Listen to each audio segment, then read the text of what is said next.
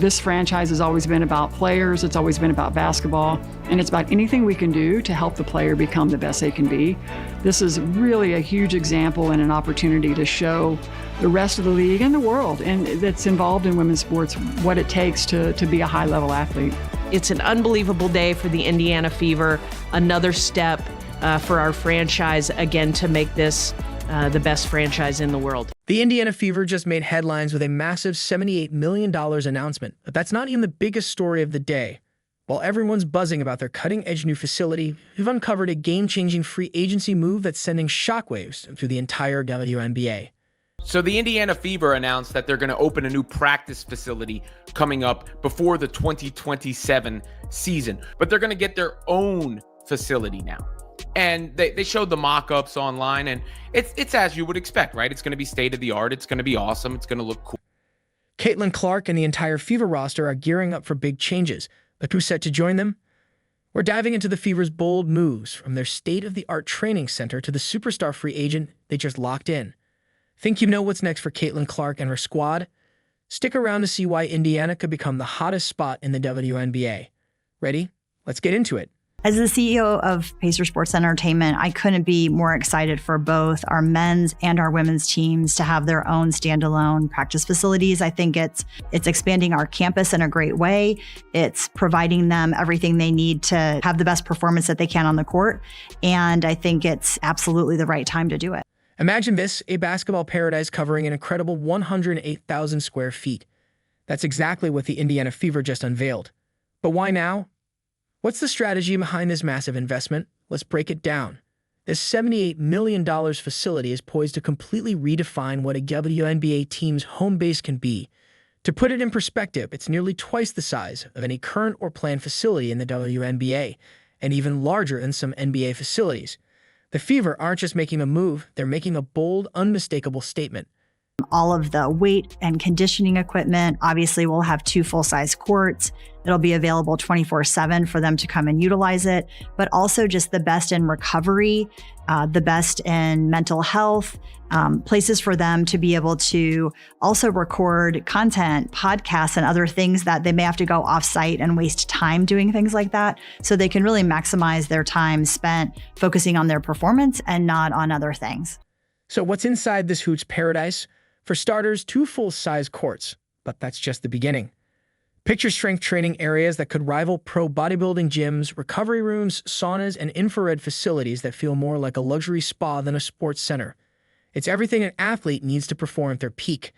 Here's where it gets even more fascinating. Mental health resources, a full-service kitchen, a podcast studio, and even a nail salon. The Fever aren't just focused on training, they're investing in the full player experience. This facility is designed to help athletes excel both on and off the court. Well, first of all, our goals for this new training center is really to provide a first-in-class training center that is designed exclusively for women athletes. And I think that's important to note because it's not just a gym, it's a holistic approach to how women athletes train, recover, rehab. This is going to be the best in class when it comes to a women's professional training facility. And not just the day that it opens, we're going to set this up and think about this as the best in class for many years to come. Now let's talk timing. This state-of-the-art facility is slated to open in 2027, a move that's anything but random. By then, Aliyah Boston's rookie deal will be nearing its end, and Caitlin Clark's contract is up in 2028. The Fever are sending a clear message to their stars and every free agent out there. This is the place to be. Compare this to other teams like the Connecticut Sun, who share their practice space with birthday parties and yoga classes. Alyssa Thomas of the Sun once said, "We're a professional team competing for playoffs, and we have to share our court with a 2-year-old's birthday party." Talk about a stark contrast. Indiana is setting a new standard, and they're not just keeping up, they're leading the way. When I played in the Connecticut Sun, we practiced in like the recreational, like the tribal facility because the team is owned by the tribe. And so sometimes there'll be people doing like yoga classes and that's crazy. And different stuff. And like we'll be on the court, like practicing on the full court, like the full during NBA your practice court. doing that? Right. And then they'll come in and we'll have to like put the divider down. Hell no. And then we'll start going on a court that was like smaller than like a high school court. Kid you not, while we're in the playoffs. They talking about keep it down. We got a yoga class going on over here.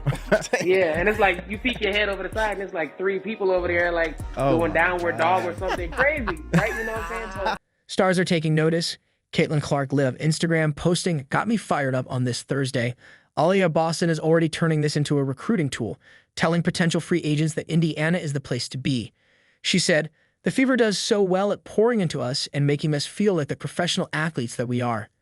Even basketball legend Lisa Leslie is impressed, commenting, "This is what investing in women looks like. When you've got legends singing your praises, you know you're doing something right. Indiana is setting the bar high, and everyone is paying attention."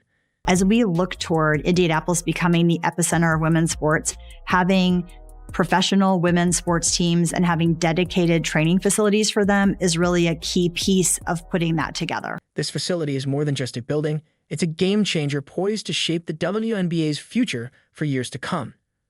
The Fever are positioning themselves as the team every player dreams of joining, crafting an environment where athletes can thrive both on and off the court. So we finally got the news that we expected to hear all along for Kelsey Mitchell. We finally got the news, and it is that Kelsey Mitchell of the Indiana Fever has received the core designation. Yes, Kelsey Mitchell has been cored by the Indiana Fever. Let's talk about the bombshell that just dropped to Indiana. The Fever have made a power move that's turning heads. They've core designated Kelsey Mitchell. Now, if you're wondering what that means, let me break it down. In the WNBA, coring a player is like putting up a giant keep-away sign. It's a special designation that gives a team exclusive negotiating rights with that player during free agency. You're asking me to give a percentage chance of Kelsey Mitchell staying. I would go as far as to say 99. I'd go as far as to say 99. Here's where it gets interesting. Kelsey Mitchell could still leave the Fever, but only if the team agrees to a trade. If she ever decided to move on, which seems unlikely, Indiana could demand some serious assets in return. Think high draft picks, rising young talent, or even another established star. But why would Mitchell want out now? The Fever are building something truly special, and she's at the heart of it. Now imagine this: Kelsey Mitchell and Caitlin Clark sharing the same backcourt. That's a scoring explosion just waiting to happen, a dynamic duo that could light up the WNBA and make Indiana unstoppable. I've said there's no reason why Kelsey Mitchell wouldn't want to play with the Fever, and we've basically seen the Fever posting about Kelsey Mitchell everywhere, so it's not like it's something that is unlikely, but it is going to be huge. And at this stage, it's like trust the process. It's trust the organization, because look, this organization has proven that they're willing to put the money back that's generated by it. Mitchell averaged 19.3 points per game last season, a light-level scoring, no doubt. And she did it while playing alongside Caitlin Clark and Alia Boston, who drew a ton of defensive attention. With Mitchell and Clark together, the Fever have 2 of the most lethal scorers in the game sharing the same court. Defenses are going to have nightmares trying to figure out how to stop them both. This is the smartest thing for you, and there's no way that and there's no agent in the world that would tell Kelsey Mitchell not to sign with Indiana. To be honest, there is no agent in the world that will tell any player not to sign in Indiana. Mitchell's core designation is a rare move for the Fever. In fact, she's only the 5th player in the franchise's 25-year history to receive this honor, joining a prestigious group that includes legends like Tamika Catchings. That's the level of company Mitchell is now in. Like, if you're asking me what team should Kelsey Mitchell play for if she's, in reality, the answer is the Indiana Fever. There's no basketball, there's no genuine basketball reason for her to play for anyone else. Is there even a non-basketball reason for her to play for the Fever? There's no, maybe if we're talking about, non-basketball reasons, personal reasons maybe, but off the court reasons there's none either. So